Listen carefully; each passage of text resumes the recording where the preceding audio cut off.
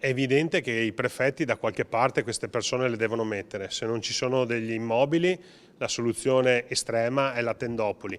Il rifiuto dell'accoglienza diffusa con le critiche che sono piovute da più parti al protocollo proposto da ANCI Veneto insieme alle regioni porterà alla nascita delle prime tendopoli per migranti in Veneto. È l'unica strada che intravede il presidente ANCI, deciso a non replicare il modello hub oltre la caserma Serena sul territorio.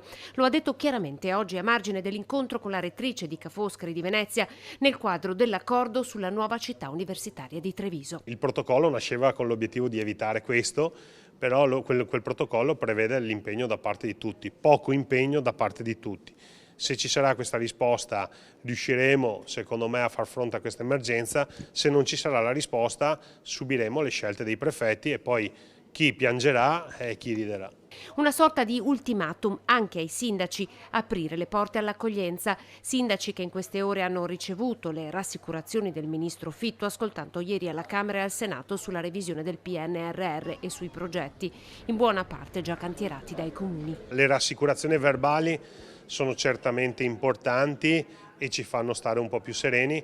C'è da dire che quando si parla di copertura finanziaria poi servono gli atti formali, perché diversamente si rischia la paralisi dello sviluppo di questi progetti. Devo dire però, per correttezza di informazione nei confronti dei nostri cittadini, che ad oggi le progettualità in campo per la città di Treviso stanno proseguendo. Tra i progetti ad oggi definanziati, quelli per la rigenerazione urbana.